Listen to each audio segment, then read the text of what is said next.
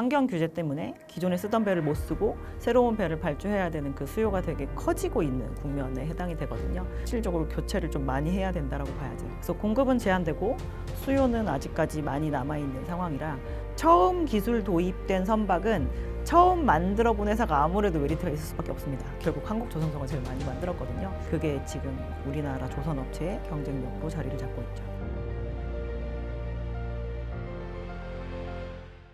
네, 반갑습니다. 오늘은 신영증권의 엄경아 연구위원님 모셨습니다. 위원님 반갑습니다. 안녕하세요. 저는 신영증권에서 조선과 운송업을 담당하고 있는 애널리스트입니다. 이 회사에서 이 일을 한 지는 지금 17년째 되고 있는 상황이고요. 사이클 산업 나름 길게 봤으니까 여러분들한테 좀 긴 얘기 해드릴 수 있을 것 같습니다. 반갑습니다. 저는 일단 첫 번째 여쭙고 싶은 게 17년간 이 조선 운송 쪽 담당하고 계신 거잖아요. 그럼 저는 사실 주식 투자한 지 약 10년 정도 됐기 때문에 과거 슈퍼사이클 때 경험이 없어요. 그냥 이론적으로만 알지 그 현장에 뛰어들지 못했었기 때문에 위원님께서 생각하실 때 그때랑 지금이랑 분명히 뭔가 차이가 있을 것 같거든요. 그때랑 또 비교했을 때 현실적으로 어떤 차이가 있는지 저는 좀 이게 궁금합니다. 일단 이 학습 효과라는 게 대단히 무섭습니다. 그래서 그 2007년 호황은 보통 호황이 아니고 저희가 한 30년 만에 호황이라고 표현하는 초대사이클 중에 하나였었거든요. 그래서 그때는 모든 시장 참여자들이 이제 선박을 발주하는 주체, 그리고 선박을 만드는 조선소, 그리고 선박을 만드는 그 조선소에다가 뭔가를 납품하는 막 기자재 업체들 할 거 없이 모든 시장 참여자가 다 흥분해 있었어요. 대단히. 그리고 저희가 지금 정도 흐름으로 간다라고 하면 못할 게 없을 거라는 생각들을 상당히 많이 해서 대단히 과잉으로 투자를 하는 그런 사이클이었었습니다. 그래서 어제보다 오늘 더 많은 배를 만들 수 있고 오늘보다 내일 더 많은 배를 만들 수 있고 내일보다 모레 더 많은 배를 만들 수 있게끔 계속 사이즈를 키우는 그런 사이클이었어요.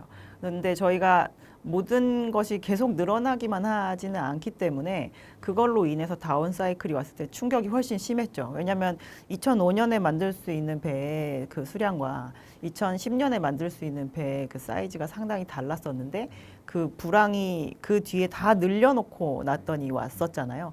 그래서 이제 대단히 급락을 하는 국면을 경험을 했는데 그 뒤로 저희가 10년 동안 이 업계 전체적으로 구조조정을 쭉 진행을 해온 겁니다. 중간중간 한 번씩 살아날 것 같다가도 이번에도 안 되고 이번에도 안 되고 이 좌절을 저희가 한 10년간 겪은 상황이고요.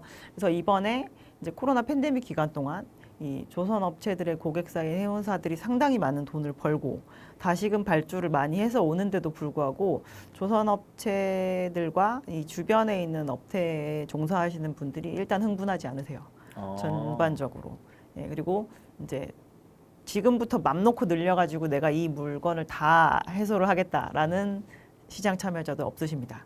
그래서 오히려 다 이렇게 좀 경계감을 가지고 업황이 좀 좋아지는 거에 대해서 직면을 하다 보니까 오히려 시장에 대한 다운사이클 리스크는 조금 사라진 것 같은 느낌이긴 하지만 어쨌든 지금 전체적으로 봤을 때 여전히 긴가민가 하고 있다라고 하는 게 그때와 약간 다른 면인 것 같아요. 지금은 시장 참여자들도 그렇고 업계에 계시는 분들도 그렇고 되게 업황은 좋은데 업황은 좋은데 아니다 보수적으로. 그리고 조금만 올라도 너무 많이 오른 거 아닐까라는 이제 경계심을 항상 이렇게 켜놓고 계신 것 같아요. 네. 그러면 상대적으로 PER도 높게 측정하기가 좀 어려운 실적이겠네요, 지금은. 저희가 사실 10년간 거의 적자와 흑자를 왔다 갔다 했었기 때문에 PER이 없었던 적이 많고요. 적자일 때 저희가 PER 측정하지 않으니까. 그리고 계속 적자가 나면 이 회사의 순자산 가치는 또 매년 줄잖아요. 그래서 저희가 항상 그 순자산 가치보다도 못한 평가를 받아왔고 조금이라도 거기에 근접하려고 치면 이제 주가가 너무 많이 올랐으니까 이제 그만 팔아야 되겠다라는 그런 움직임이 많았었죠. 근데 그럼에도 불구하고 최근에 그래도 저번 달까지의 조선 주의 흐름 자체는 단기간 내 급격한 상승을 보여줬거든요. 그러면서 많은 분들께서 이게 왜 이렇게 오를까? 또 의아해하시는 분들도 계실 것 같아요.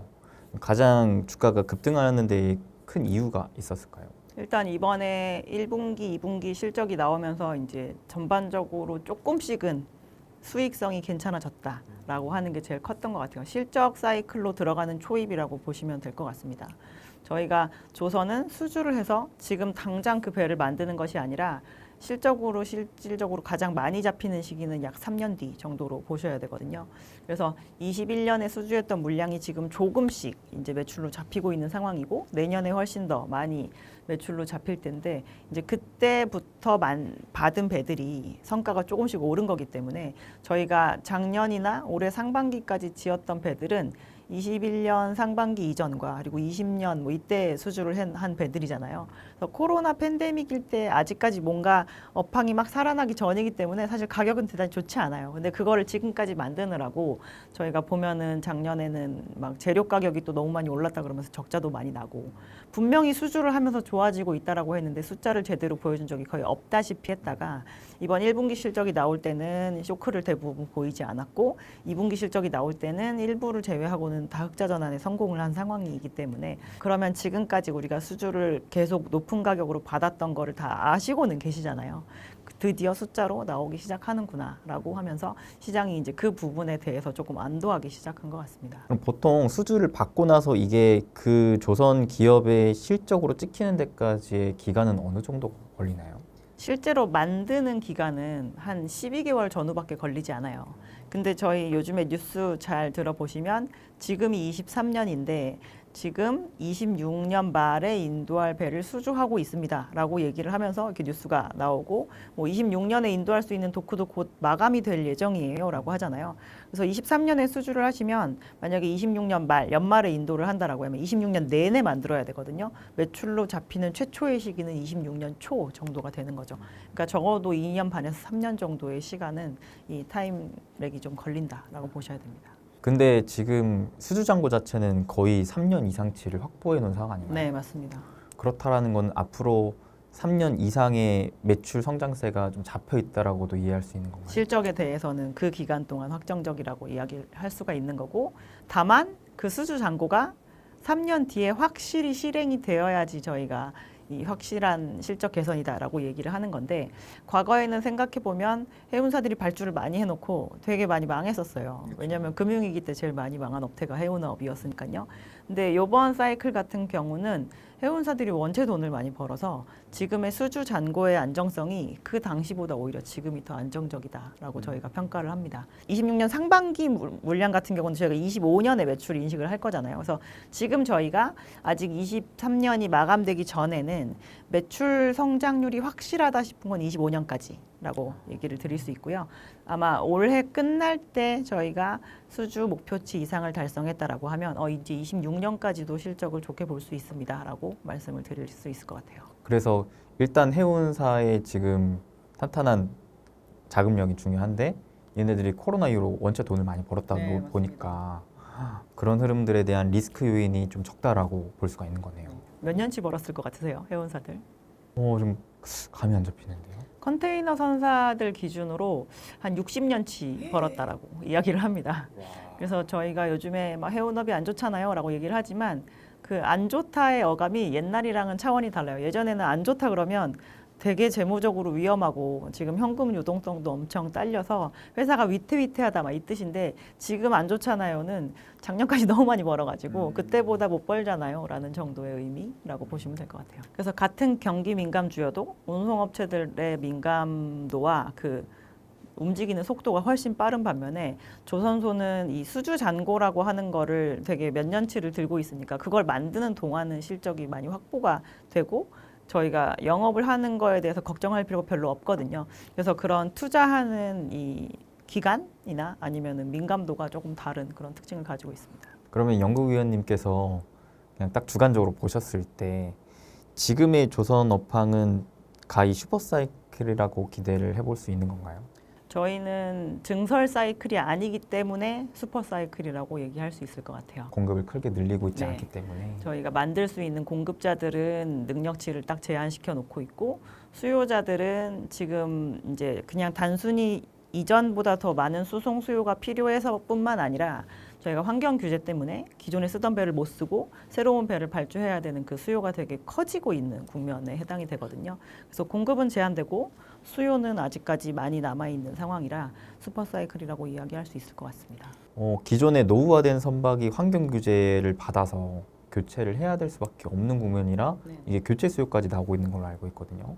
지금 그 교체 수요에 대한 비중 자체는 얼마나 되는 건가요? 전 세계 상선이라고 얘기하는 배들이 한 10만 척 정도 있습니다. 그 중에서 이제 유일하게 화물만 실는 배는 한 6만 척 정도 돼요.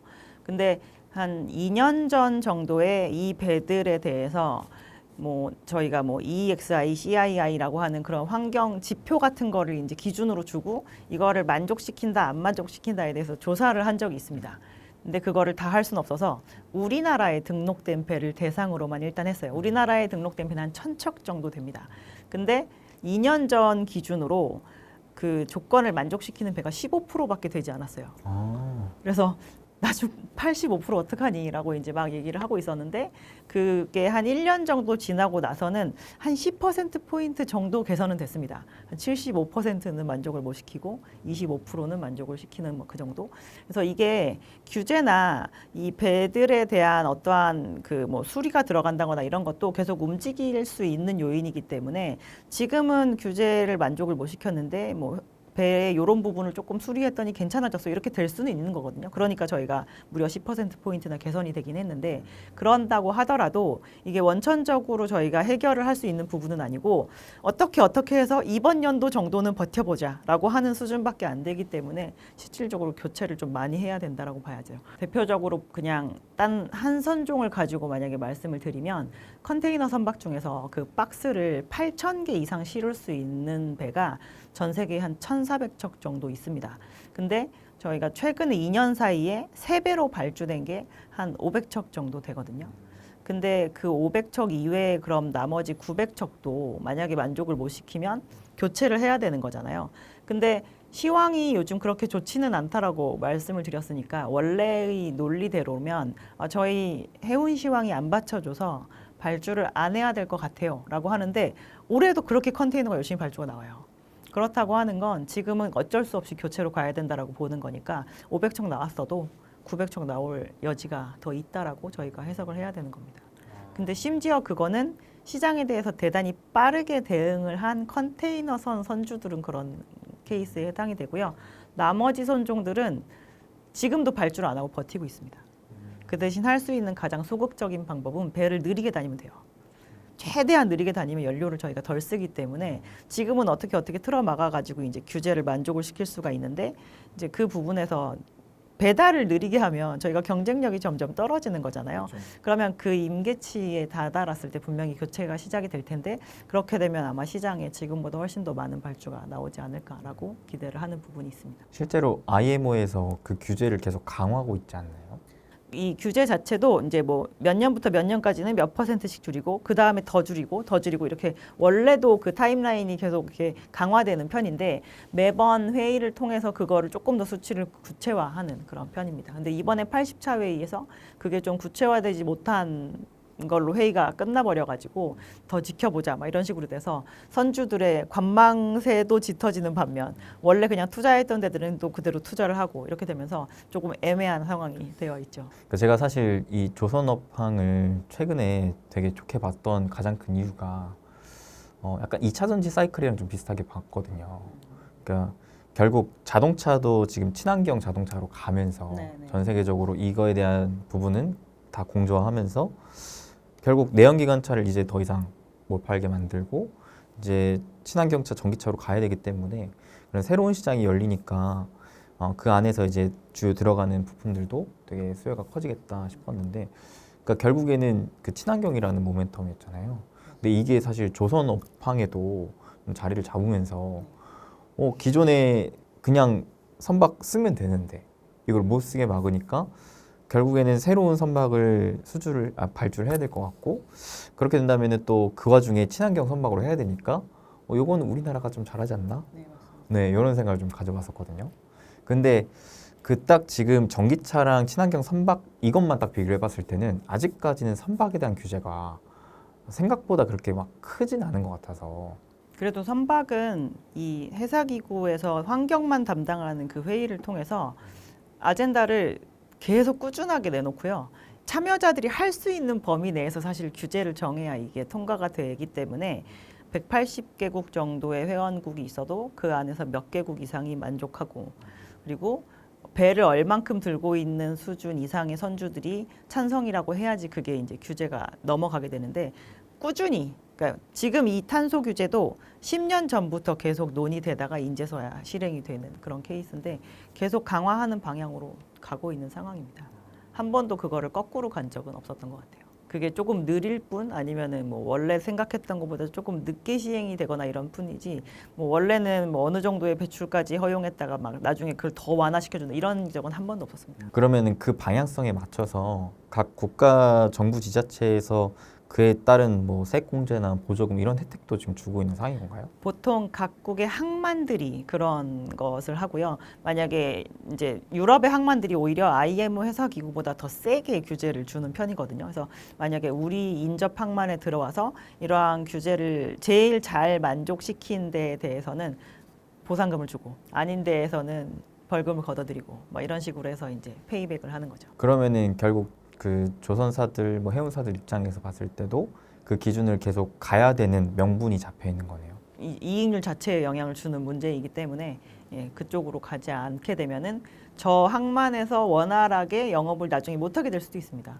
그래서 저희가 이제 유럽이나 아니면은 뭐 중국의 항만, 뭐 미주의 항만 이런 데들은 되게 주요 지역에 해당이 되기 때문에 그런 데서 계속 강화하는 방향으로 가게 되면 그걸 따라갈 수밖에 없는 거죠. 근데 이 친환경 선박은 우리나라가 제일 잘 만드는 게 맞는 거죠. 네, 맞습니다. 우리나라가 그 친환경 선박을 잘 만드는 이유 중에 하나가 친환경 선박의 가장 정석적인 솔루션은 한마디로 얘기해서 고급 휘발유 쓰라고 하는 거거든요. 자동차에서와 마찬가지로 좋은 연료를 쓰세요 이건데 거기에서 이제 여러 가지 회피책들이 나오긴 하지만 가장 정석적인 방법은 좋은 연료를 쓰라고 하는 건데 지금 시장에 나와 있는 이 원래의 벙커 CU를 대체하는 연료 중에 제일 검증도 많이 되어 있고 기존에 내놓는 그 탄소 배출량보다 적다라고 확실하게 이렇게 인증된 연료 중에 하나가 LNG입니다. 근데 LNG를 연료로 쓰는 거를 원래 처음에는 아이디어를 생각을 안 했다가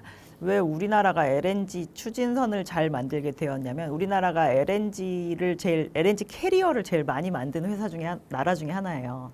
LNG를 날르는. 왜냐하면 우리나라는 LNG를 옛날부터 많이 썼거든요.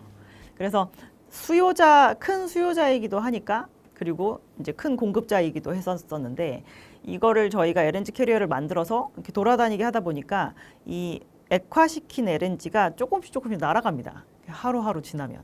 그래서 여기선 100을 보냈지만 저쪽에서는 95밖에 못 받으니까 아깝잖아요.